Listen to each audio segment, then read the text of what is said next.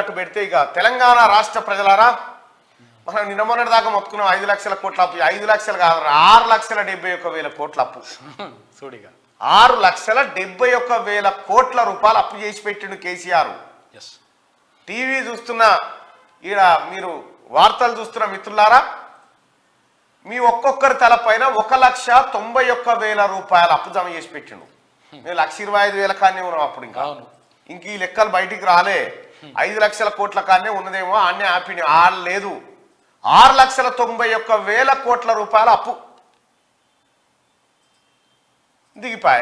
పోయిండు ఆయనతో నడమీరుగా పడ్డాడు అన్నాడు. పోయిండు కూర్చుని ట్రీట్మెంట్ చేసుకుంటూ ఆయనంతా ఆయన మసాజులు సపర్యాలు ఫిజియోథెరపీలు అవన్నీ చేసుకుంటే ఆయన ఇక ఇప్పుడు ఏమన్నా అడగాలి, మనం ఏమన్నా అడగాలి? నేను మొర్రో మొత్తుకున్నా, ఈ కుండలు పెట్టి భగవన్లు ఎత్తుకపోతుంటారు ఆయన, మొత్తం ఆగమవుతుంది, సర్వనాశనం అవుతుంది అని చెప్పినాం. ఇవి ఎప్పుడు నోరు తెరిచినా హరీష్ రావు, కేటీఆర్, వాళ్ళ మామ ఇలా రైతు బంధు ఇవ్వగలుగుతున్నాం, ఇలా పెన్షన్ ఇచ్చుకోగలుగుతున్నాం, ఈ ముచ్చట్లు చెప్పారు. ఇవి ఇచ్చినావు కరెక్టే కానీ అప్పులేడ తెచ్చినావు అని చెప్పినావు. ఆ తాత మాకు వినడనా? అప్పుల సంగతి ఏందన్నా వినడం చెప్పిండు ఆ ప్రజలారా మనకు? ఏడ చెప్పలే అప్పుల గురించి.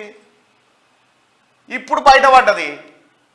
ఇప్పుడు బయటపడితే ఏమంటుండ హరీష్ రావు, మేము అప్పులు ఎందుకు చేసినాం అనుకుంటున్నావు? ఆస్తులు కొంతందుకు చేసినాం, ఆస్తులు సృష్టించేందుకు చేసినాం అంటాడు. అప్పు చేసిందే మన తలకాయలు తాకట్టు పెట్టి ఆస్తులు పెంచుకునే వాళ్ళని. 6,71,000 కోట్ల రూపాయల అప్పు అంటే ఒక్కసారి ఆ అప్పు పత్రాన్ని మీ ముంగడి తీసుకొస్తా ప్రజలారా. ఒకసారి అది చూసిన తర్వాత మనం మిగతా వార్తలలో పోవాలి మనం. అచ్చా, ఈ పెద్ద టీవీ తెచ్చి రైట్కి వచ్చింది. అచ్చా,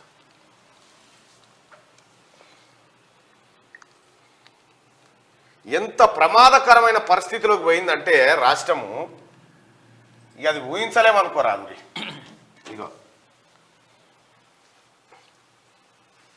ఓపెన్ చేయి చలో.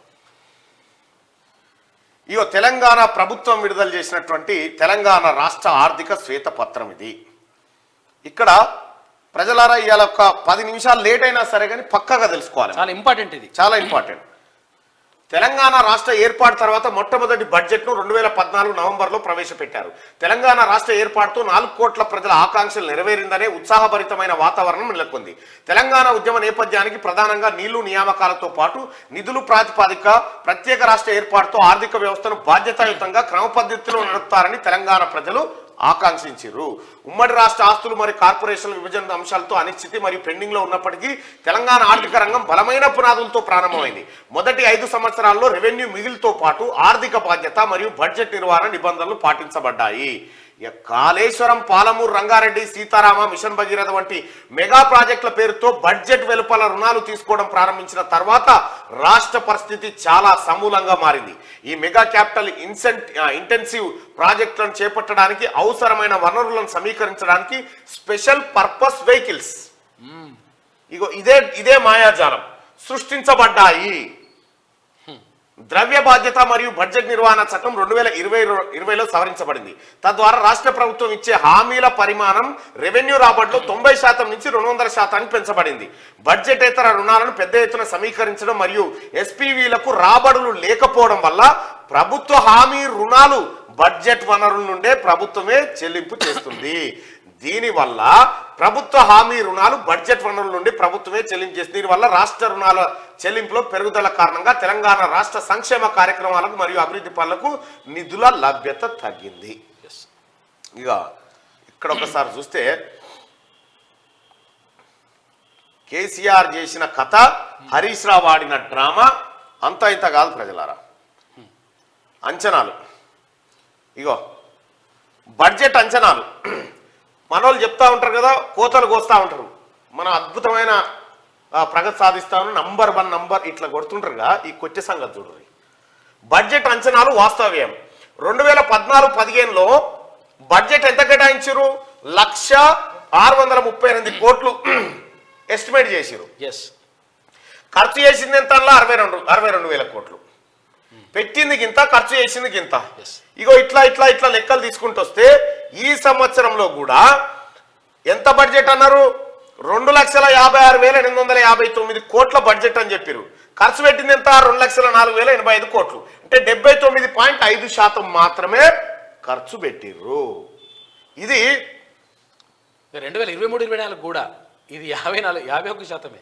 ఇగోంది ఇది ఇది ఇది 2023 ఈ ఏడాదిలో ఈ ఫైనాన్షియల్ ఇయర్ లో 51% ఖర్చు పెట్టారు. ఇక మనోళ్ళు ఖర్చు పెట్టుట్లా మనం నంబర్ 1 ఉన్నామని చెప్తారు కదా, నంబర్ 1 లేం లాస్ట్ కున్నాం చూడరు. రాజస్థాన్ ఏం చేసిందంటే 2,50,247 కోట్ల బడ్జెట్ పెట్టి ఖర్చు చేసింది ఎంత? 2,91,191 కోట్లు ఖర్చు చేసింది. అంచనా తక్కువ ఉంది, ఖర్చు ఎక్కువ ఉంది. ఇక మన తెలంగాణ ఏడుందా ఈ లిస్ట్ అంటే ఇగో ఆఖరు 17వ స్థానంలో ఉంది సార్ తెలంగాణ. అత్యంత దరిద్రమైన ఆర్థిక వ్యవస్థ ఎవరిదంటే తెలంగాణదని ఇగో ఈ లిస్ట్ లో బయటపడ్డది. మొత్తం ఇంటర్ భారతదేశంలోనే 17వ ప్లేస్కి వచ్చింది. ఈ లెక్కలు మనకు ఎప్పుడు చెప్పలే బాతాల పోషెట్టి గ్యాంగ్. నంబర్ 1 ముచ్చట చెప్పారు మనకు. ఒకటే నంబర్ 1 అంటే ఈజీగా అర్థమైతే జనానికని. ఉమ్మడి ఆంధ్రప్రదేశ్ నుంచి 2004-05లో ఇగో 2014 వరకు మనకి ఎంత ఖర్చు పెట్టిరు, మనకేం కథ? 10,04,326 కోట్ల రూపాయలు తెలంగాణ కోసం కేటాయిస్తే, ఆ బడ్జెట్ కేటాయిస్తే అందులో 87% ఖర్చు చేసారు. ఉమ్మడి ఆంధ్రప్రదేశ్ కంటే చాలా తక్కువగా మన ఖర్చులు పెట్టుకుంటూ వచ్చిండు కేసీఆర్. ఎందుకంటే ఉంటే కదా అన్ని కాకి లెక్కలే. దీనికో 1000 కోట్లు అంటాడు, దీనికో 1000 కోట్లు అంటాడు, ఇచ్చేది లేదు సచ్చేది లేదు. అవి బీకినాయి. భారతదేశ ప్రభుత్వము కేటాయించిన దానికంటే ఎక్కువ ఖర్చు చేస్తూ వస్తా ఉంది. ఇవి గణాంకాలు. మనోడు ఖర్చు లేదు బీర్చు లేదు అంతా తటుకున్న మింగేతానికి వచ్చిపోయింది. ఇవి సర్కార్ లెక్కలే. ఈ లెక్కలు బయటకు వచ్చినాయిగా ఇప్పుడు శవన పడతలేదు వాళ్ళకు. ఇగో చూడ్రి, తెలంగాణ వాటా 1956 నుంచి 56-57 మధ్యలో తెలంగాణలో ఖర్చు పెట్టిన పైసలు ఎంత అంటే కంబైన్డ్ స్టేట్ లో 79 కోట్లు బడ్జెట్ అయ్యాల. 79 కోట్లే. అందులో తెలంగాణకు 33 కోట్ల రూపాయలు ఖర్చు చేశారు. ఈ రకంగా చేసుకుంటూ వస్తే ఇగో ఆఖరికి రాష్ట్రం విడిపోయే నాటికి 56,947 కోట్ల రూపాయలు మన వాటాగా ఖర్చు చేశారు. ఇక తెలంగాణ రాష్ట్రం ఏర్పడ్డ తర్వాత మన నిధులేనా, మన నీళ్ళేనా, మన నియామకాలేనా, దీన్ని పెట్టకాడ గోల్మాల్ గోవిందని చేసిండు కేసీఆర్. అయితే 2023-24 వరకు తెలంగాణ ప్రజలారా, తెలంగాణ రాష్ట్రం ఏర్పడ్డప్పుడు మిగులు బడ్జెట్తో ఇచ్చిరు. అప్పుడు రాష్ట్రానికి ఉన్న అప్పు 70,000 కోట్లు. ఈ 56 ఏళ్లలో చేసిన అప్పు 76,000 కోట్లే. 56 ఏళ్లలో ఇక కేసీఆర్ వచ్చిన తర్వాత ఏమైంది?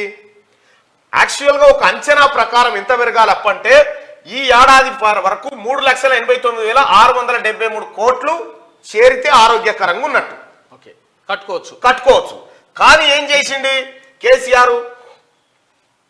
5,16,881 కోట్లు అవుతుంది. ఇంకా ప్రభుత్వం హామీ ఇచ్చిన రుణాలను కలుపుకుంటే మొత్తం 6,12,343 కోట్లకు చేరుతుంది అని అంచనా అయితే మనోడు 6,71,000 కోట్ల రూపాయలకు తీసుకుపోయాడు. చూడిగా నేను మొర్రో మొత్తుకున్న కుండలు పెట్టి భాగవతులు ఎత్తుకపోతున్నాను ఆయన, మనకు తెలుస్తలేదు ఇది అని చెప్పి ఒక్కొక్క తలకా మీద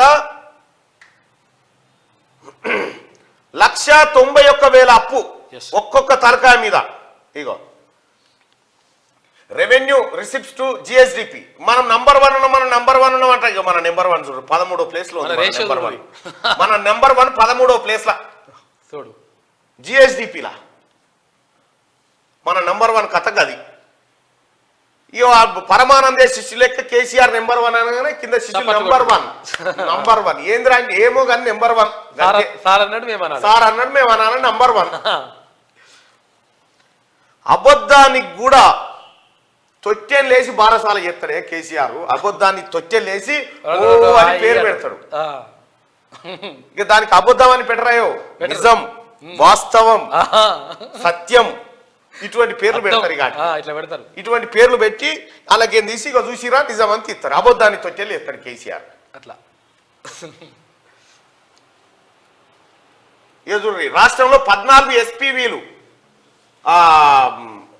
మరియు సంస్థలు ప్రభుత్వ హామీల ద్వారా 1,18,557 కోట్ల రుణాన్ని మొత్తం సేకరించాయి. ఈ సంస్థలు రుణాన్ని తీర్చడానికి ఆదాయాన్ని కలిగి ఉన్నందున అవి అసలు వడ్డీని తిరిగి చెల్లించగలవు. నేటికి ఈ కేటగిరీలో మొత్తం బకాయిలు 95,442 కోట్ల రూపాయలు ఉన్నాయి.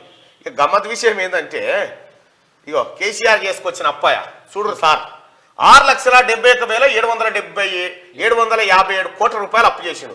FRBM లోన్లు తే ఉర్తనే ఉంటాడుగా నెల నెలకు తే అప్పుదే దానికి కార్పొరేషన్ అంటే పేరు పెట్టిండు. కొత్త కార్పొరేషన్లు కార్పొరేషన్. అయితే ఇప్పుడు ఏం చేసిండు మనకేం చెప్పారు? కాళేశ్వరం ద్వారా 1 కోటి ఎకరాలకు నీళ్లు బారి 1 కోటి వేలు 100 వచ్చేది తేలింది. ఎంత ఆయకట్టు పెరిగిందా అని అంటే ఏడ నీళ్ళే ఇయ్యలే, అవో ఇవో SRSP అవి ఇవో పెరిగినాయి అంతే తప్ప కానీ కాళేశ్వరంతో ఏడ 1 ఎకరం బారలే. అందులో వాళ్ళ హరీష్ రావు లెక్కల ప్రకారమే, కేసీఆర్ లెక్కల ప్రకారమే కాళేశ్వరంతో అదనపు ఆయకట్టు 1,00,000 ఎకరాలు వచ్చిందట. 1,00,000 కోట్లు ఖర్చు పెడితే 1,00,000 ఎకరాలు వచ్చిందట. 600 కోట్లు ఖర్చు పెడితే నాగార్జున సాగర్ కాంగ్రెస్ పార్టీ గతంలో ప్రభుత్వంలో నెహ్రూ జవహర్లాల్ నెహ్రూ 600 కోట్లు ఖర్చు పెడితే ఎన్ని లక్షల ఎకరాలు మారుతుంది కదా? 1,00,000 కోట్లకు 1,00,000 ఎకరాలట. వామ్మో ఇది ఎక్కడ? ₹1 కోటి ఎకరా నీళ్ళు వాడుతుంది. 1 కోటి రూపాయలకి ఎకరా నీళ్ళు పోస్తందుకు ₹1 కోటి ఎకరా. ఓ బోరేసుకుంటే ఇంత మోసం కేసీఆర్ది. నేను అందుకే మొత్తుకుంటా ఉన్నా. చిన్నాభిన్నం చేసిండు, కుక్కకు పెత్తనం అప్ప చెప్తే కుండలు వాళ్ళకి వచ్చినట్టు చేసిండు కేసీఆర్. ఇలా కుండల పొచ్చలు తీస్తా ఉంటే మొత్తం లెక్కలు వస్తా ఉన్నాయి. ఇక చూసుకో, గవర్నమెంట్ గ్యారంటీ ఏదానికి? Kaleshwaram corporation, Mission Bhagiratha corporation, Mission Kakatiya corporation పెట్టిండు. కార్పొరేషన్ ఎందుకు పెట్టిండంటే, కార్పొరేషన్ అంటే ఏంటంటే అవి బ్యాంకుల దగ్గర అప్పులు తెచ్చుకుంటాయి. ఆ అప్పులకు మా జమనాతు, అట్లా సర్కార్ది జమనాతు, మీరు అప్పులు ఇచ్చేరి అని చెప్పి మెల్లగా ఆ కార్పొరేషన్లో ఎవరు ఉంటాడు? మళ్ళీ ఈయననే ఉండి అప్పులు దేంగనే తటా మింగిరు. మరి ఎట్లా కడతావా అప్పులు అంటే బ్యాంకులకు ఏం చెప్పిండు ఎరికేనా? వీళ్ళంతా కలిసి, ఈ దొంగల ముఠా కలిసి, గత పాలకులు కలిసి ఏం చేసి ఎరికేనా? కాళేశ్వరం నీళ్లతోటి కాళేశ్వరం నీళ్లు పారించడం ద్వారా మనకు 5,000 కోట్ల రూపాయలు అంటే రైతులకు నీళ్లు అమ్ముతామని చెప్పారు. రైతులకు నీళ్ళు అమ్ముతాం, తాగునీటికి నీళ్ళు అమ్ముతాం, ఇండస్ట్రీ వాళ్ళకి నీళ్ళు అమ్ముతాం. ఇట్లా నీళ్ళు అమ్మితే వాళ్ళకు ఏడాది 10,000 కోట్లు వస్తాయి. ఆ 10,000 కోట్లతో మీ అప్పు కట్టేస్తారు. మొన్న నల్లే ఎన్నడో అన్నాడు అనగా కాళేశ్వరం అప్పు ఎప్పుడో తీరిపోయింది అని వట్టిగానే, ఎప్పుడో తీరిపోయింది. తీరుడు కాదు కదా, ఇంకా కాళేశ్వరం పూర్తి కాలే. మనకు నీళ్ళు అమ్ముతారట. ఎట్ట తెస్తారు? ఆ DPR బయట పెట్టరు అంటే అప్పుడు బయట పెట్టలేగా. ఇగో ఇప్పుడు తేలింది కథ. ఎకరాకి 50,000 రూపాయలు ఓన్లీ ఒక పంటకు. మంచిగా బ్రీఫింగ్ చేస్తా ఉద్యోగ ఇవాళ.